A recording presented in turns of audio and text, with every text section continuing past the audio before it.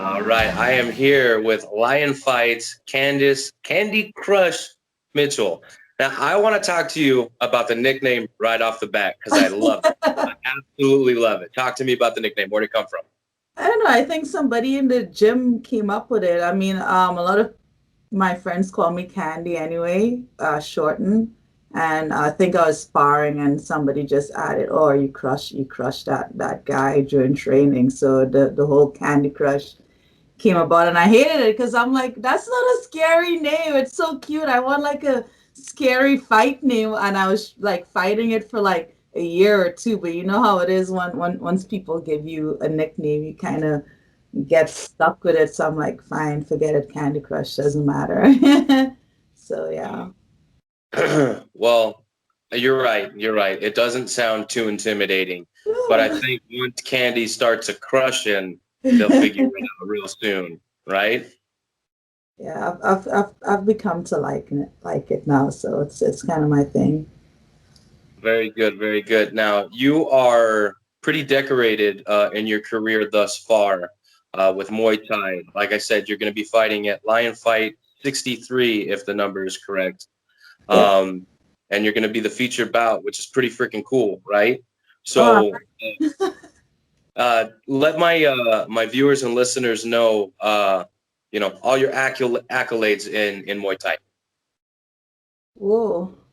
I haven't thought about my record for a while, but I'm a world champion. I started Muay Thai at 32 for the first time. I just picked it up as a hobby because my background is IT. That's my profession, and I was just looking for something to do after work to relieve stress. So I picked this up in my 30s, and I decided to turn pro like 5 years ago when I moved to Thailand. So I picked up a couple of world titles there. I did a couple amateur fights as well. So I have like about seven North America amateur titles and about three world titles. Um, so yeah, it's I'm getting better. I'm still working at it, but it's been a really good journey. I just love the training and the competing. So we'll see how things go at the end of the journey. It's been fun so far. Well, see, you're way more humble than me. If I had world titles, I think I'd be a little bit pompous, if you will. I Yeah, think the fact that you're, at that level and you're still, confident in that you're learning and stuff, I think that's pretty cool. It speaks volumes for sure. yeah. There's so much to this sport to learn. I can spend a lifetime and still not be able to consume all of it. And I'm learning at a fast pace because I'm still relatively new to the sport. People take it for granted because I excel so fast. But I've been pro for 5 years, but I've been doing Muay Thai overall for about 8 years once you combine the amateur and pro. So I'm trying to learn as fast as I can, but there's just so much out there. So it's wild. It's a wild journey. Okay, and you're going to be fighting Morgan at Lion Fight 63, which is actually pretty cool because Lion Fight used to be on Access TV, and they would do their shows in Vegas. I don't know, is this one still in Vegas as well? No, we're gonna be in Wyoming, and it's gonna be I don't know if it's on televised, but it's definitely gonna be on UFC Fight Pass. So this is gonna be their first card they're hosting with the UFC Fight Pass. So I'm excited about that because all my friends had Fight Pass already. Anyway, they all watched the UFC, so they're excited to see like, whoa, now we can watch you on Fight Pass. So yay! This is a great deal, great opportunity. I'm excited. Absolutely. Fight Pass is a pretty big deal, especially for young and upcoming talent. Yeah, yeah. This is a good move that Lion Fight made. I don't know how they made that deal, but it's really good that they partnered with Fight Pass. So now like all my friends back home could watch me because they're always asking, "How can I watch you online?" I'm like, "Well, go to Fight Pass," and everybody knows Fight Pass, so that was easy. That was an easy sell. For sure, for sure. Now let's talk about your opponent, Morgan. What does she do well that you need to keep an eye on in your fight? I'm ashamed to say I don't know Morgan personally. Um, and I didn't get a lot of time to look her up because we were dealing with a lot of stuff over here on my end with the lockdown. But like I've spoken to like other people in the community, and this she's a great girl from what I hear. Um, they told me she's been in Thailand and stuff, so I'm always very supportive of other female fighters, especially ones out there traveling to Thailand and experiencing the sport because there's not a lot of us out here, and what we do is not easy. So I'm really looking forward to actually meeting her. We've never crossed paths, even though we've both been traveling to Thailand and stuff. So I'm looking forward to meeting her. Yeah. Okay, well, that's good. That's good. Let's talk about your trips to Thailand because you've been out there a few times already, right? You said you competed there, and Yeah, well, I lived there. So when I decided to um throw my life into Muay Thai, I quit my full-time job because I was working IT in the bank. So mhm. I quit my job, I sold everything I owned, and I moved to Thailand. So I was living out there for about 3 years, um, just training. I just wanted to learn the sport and learn more of the sport. I didn't really set out to become a world champion. I just wanted to become a better Muay Thai practitioner, and I kind of outgrew um, the gym I was learning at in the city, and I just wanted to learn more. So I sold everything and I moved. My parents lost their shit. They're like, "What's wrong with you? You like leave your good job to move to a country you don't speak the language. You're a black woman. What's wrong with you?" I'm like, "I know. I'm really passionate about this thing, and just consumed my life at that point in time when I went all in, So I bought like this one-way ticket to Thailand, and I ran out of money after my first couple of months. So I literally had to keep fighting to earn money for food and to cover whatever else expenses out there, and also to make enough money to eventually fly back home because I was stuck there until I won my way out. So it was a fun journey. That's pretty interesting. How is the culture over there, especially not knowing the language? Yeah, Thailand, it changed my life, man. Everybody, they live such a simple life, but they're happy, and there's of course sections. There's like, really, but I was living for on campus. The first year I was there, I lived it on site at the gym, and then it's only the second year I moved off site and started like mingling more with the locals. But it changed my life. Like my first year in Thailand was the best year of my life. I'm like, wow, this is what living really feels like. I'm not like worried about the 9 to 5 hustle, paying bills. I'm not worried about making money and all the stuff that normally stresses me in Toronto. Like all of that sort of didn't matter in town. It didn't matter how much money you had or where you lived. I lived in a really small apartment. I wore the same shorts every day. I was broke as hell, but I was happy, and just living there, living amongst the people, seeing how they live. Sometimes, like the size of a room is a full family, and they're happy. So it was really eye opening. I've learned to live on less and be happy with what I have, where I am, and it changed my life a lot. So I was really happy for that experience. That's awesome. That's awesome. I wish I could live a more simple life, but I don't know. I don't know how to start that journey. You know Yeah, what I mean? it's good because when I moved back to Toronto, I become less of a consumer. I didn't need 100 pair of shoes. I didn't need 100 handbags. I didn't need a different outfit every day of the week. I went back to work. I bought one suit, one dress, and I wore that every day. It's a minimal lifestyle, and like for 5 years, if something didn't fit in my suitcase, I wouldn't buy it. So I was living out of my suitcase for about 5 years while I was traveling. And if I didn't fit in this backpack, I don't want it. So my entire life was just four tie shorts, five bras, some underwear, done, nothing else. My computer. So very minimalist lifestyle, but I was happy. I was very happy. So it just changed my perspective on, what's important, what do you need, is this really necessary? That consumer lifestyle that you have living in North America kind of just disappeared. It's like I don't need it, so it's good. There's people who live on less and they're happier. Well, sometimes less is more. Sometimes less is more. You know what I mean? So I could definitely understand that.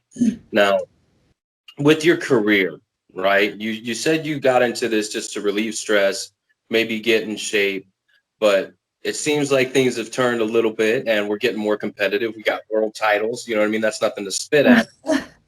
But what is the ultimate goal with your competition? I've been trying to get into lion fight for a while, so I was really happy when they signed me a couple years ago. Because when I started Muay Thai, Lion Fight was the show that I watched. The Kevin Ross, the Tiffany Van Soos. These are the guys that I grew up watching on Lion Fight. So I was like, oh wow, I want to be there. I want to do that stuff one day when I decided to do this full time. So, as I'm really happy to be in Lion Fight. I feel like for my career, I'd eventually see if I can get a Lion Fight belt at my division. That's kind of like my goal there. It's on my dream board, Lion Fight title. So for my career, that's my dream. I've always wanted to be in Lion Fight, and I'm like, oh great, now I want to see if I can go for the belt now that I'm here. So Right on, right on. Now you compete at featherweight. Now I'm not 100% too familiar with the women's weight classes in Muay Thai. How many weight classes are available to you, and do you see if there's more around your weight class? Do you see maybe multiple titles in your future? yeah, Lion Fight has done a really good job. So they have a couple options because there's like 119. There's 125, there's 132 or 135. So for the girls, and I think there's even one below 119. There's probably a 115 or 113. So they really have a lot of options for women, which is great because um, for a long time you can get so many different weight options. You're either here or you're there. So now that like big promotions like Lion Fight is giving, oh, smaller than you get a lot of options. Right now my focus is just at whether featherweight. I'm not thinking too much about the other divisions. It's kind of like let's Okay. see if I can work my way to being a great contender at the featherweight division. That's kind of like my focus right now.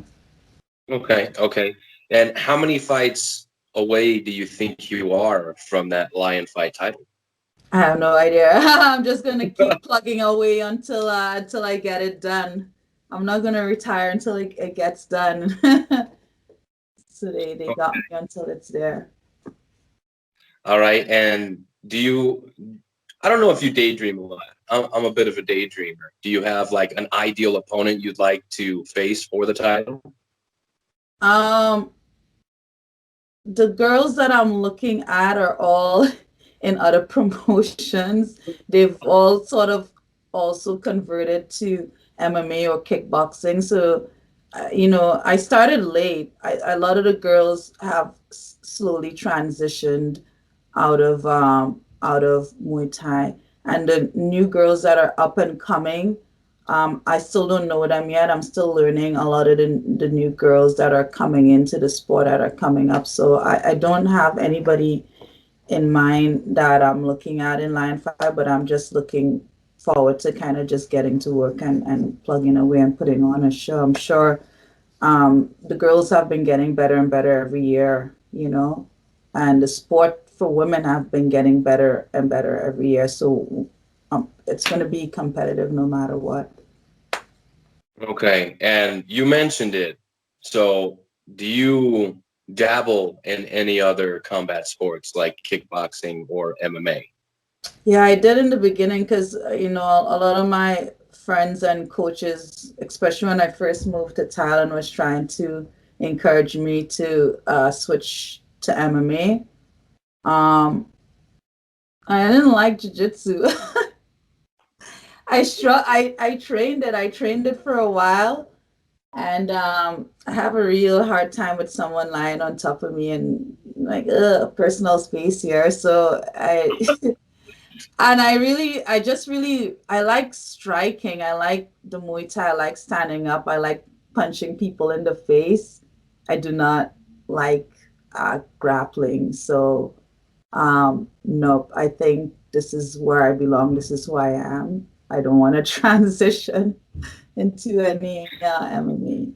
Just want to punch you. So we'll go stick to the striking sports. Okay, okay, fair enough, fair enough. It's not for everybody, and if it's not something you like, chances are you're not going to be very great at it. So, you're a hell of a striker, so I agree. Let's just keep it there, right? Yeah. Okay. All right. Now, I'm gonna ask you a non-fight related question. Okay. And this is my favorite question of the interview. Oh shit. Let's hear it. Okay. What is going to be the victory meal once you get the win at Lion Fight 63? Oh my God, I haven't even thought about it. Um, I struggle with my diet and weight, so I try not to think about food too much. I had a really, really tough weight cut my last lion fight. And this lion fight, I gained like 20 pounds over COVID because we were just locked down, not training. So I had to, I reached out to a dietitian and he put me on a really strict meal plan. So I struggle with diet. I haven't been thinking about food or meals or what to eat after. It's just kind of like, what do I need to eat now? And then I'm gonna continue that even after the fight because I need to maintain um, my performance and my weight for the rest of the year if I want to continue competing. So not really thinking about it. Sorry. Okay. Yeah, sorry to ruin your. That's a great question, though.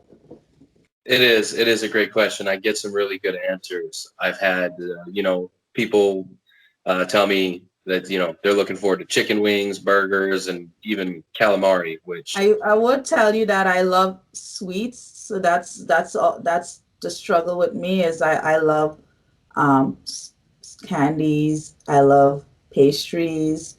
I love pies. So if my dietitian isn't watching me, then the first thing I'd be eating is those sweet stuff. So cookies, pies, you name it, fritters, cinnamon rolls. I like the sweet stuff. So maybe a victory bag of jumbo M&Ms.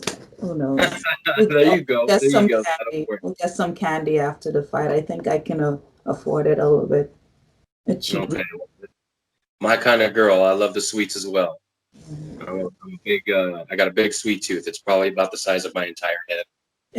It's bad. I have no self-discipline when it comes to the sweets. I can stay away from the carbs and all that. I'm like, okay, yeah, I can cut carbs, no problem. And then you walk by with like, this bowl of candy, and I'm like, oh.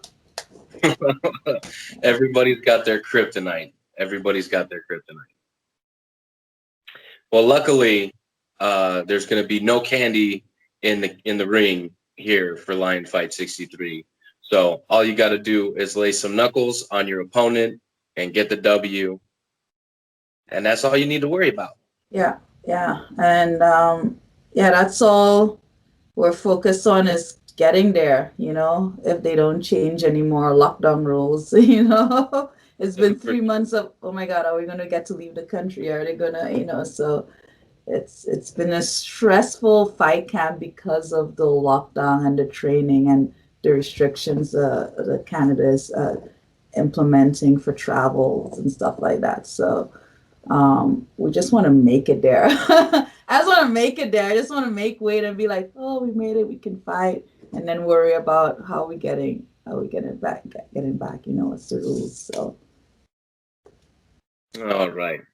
Well, Candy Crush, I want to thank you for coming on the show. It's been an absolute pleasure speaking with you about your upcoming fight over at Lion Fight 63. I want to give you an opportunity to thank coaches, training partners, sponsors, anything you got. You have the Yes. take as long as you want. Thank you. Shout out to everybody in Toronto. What's up? My coaches, Coach Carlos, Crew Ruben. Shout out to my friends in DC, Disciple MMA, Virginia. What's up, guys? Shout out to my friends in the Bay Area, Dublin, California. What's up, guys? My sponsor, Elite Fight Co. I appreciate all the gear. And my boss, I had to quit my job to train for this fight. I work full time in IT, but they were really supportive. They were like, we understand. So shout out to my bosses and my team at Spin Master. Thanks, guys, for all the support. And thank you, Lion Fight, for, I wasn't sure any promotion was going to have shows during lockdown. I was like, okay, this is it. It's done. So thank you, Lion Fight, for actually pushing through and putting on shows. It came in a great time for me because I was like really depressed about not training and COVID and stuff, and it kind of gave me a reason to bounce out of it. It's like snap out of it. It's like, oh shit, you're fighting. Forget all this COVID shit. Go figure out a way to get the work done. And it saved my life again. Muay Thai saved my life again. So thank you, Lion Fight, for putting on the show and kind of giving the fighters the opportunity to, I feel like, live my life a little bit in the midst of this lockdown. I feel like there's like a little bit of hope. So the training camp came at a really good time where I needed that boost of hope because I was really fatigued with this COVID lockdown thing. So thank you, guys. Thank you, everyone. And thank you for having me on the show. I really appreciate it. Absolutely. Anytime, anytime. And I'd like to thank Sparta Sports and Entertainment for setting this whole deal up. They are the ones that coordinated the whole thing. And then, of course, you know, my sponsor right here, HK USA, they do the gear for me. So is this the gear that for you or for this Lion Fight? No. That's my sponsor. They're the ones that I promote on my show. They got boxing gloves, pads, shins, all that stuff for combat sports to get athletes ready. Nice, awesome. Thank you guys so much. I really appreciate it. Anytime. Well, you got a couple more. How far out is the fight? It's Friday. It's this Friday. So what are we at? 6 days? 5 days? Yeah, something like that. Days. So we're in the cool down part of camp. So I've been pressuring my coaches to cool down my training for like 3 weeks now, because 2 months into my fight camp, I'm like, yo, I'm ready. I'm fight ready, and they're like, great, 1 more month to training. It was so hard. I'm like, no, there's no way the fight is going to be as hard as this training. Please, I'm ready. Let's stop. And they're like, no. And then 2 weeks out, I'm like, no, please, can we just stop? I want to do more kicks. It was a really hard camp, and I was exhausted 2 months in. I was like, no, I'm ready. I'm in shape. I lost the weight. I'm ready to go. My cardio is good. Can we stop? Nope. No, we're training all the way up till we fly out to get on the plane. So I'm not happy about that. So I'm looking forward to fighting just so I can stop training. Can you believe that shit? You know, like, please just put me in the ring. I don't care what happened. Anything is better than another. We're training 6 hours at least. I do two sessions a day. I'm exhausted. God. So yes, I'm very much looking forward to stepping on the ring and finally just putting on a show and feeling alive again, you know, being myself again. I'm looking forward to it. So let's get it. Yes, ma'am. Well, I'm looking forward to viewing because I'm gonna be watching you. Yeah. I'm gonna be watching you compete. I'm very excited. Are you gonna be there live or? No. I'll be home watching from my couch, but be cheering you on for sure. Okay. I appreciate it. I appreciate it, guys. Thank you so much. Oh, hey, real quick, drop your social media tags before we get out of here. I am on Instagram, so I'm at Candice K Mitch, and on Facebook at Candice K Mitchell, and my website is the same, CandiceKMitchell.com. So hit me up. I appreciate it. All right. Well, thank you for the time. I look forward to seeing you compete, and we'll have you on the show again in the near future. Okay. I appreciate it. See you guys. Bye. See you guys. See ya.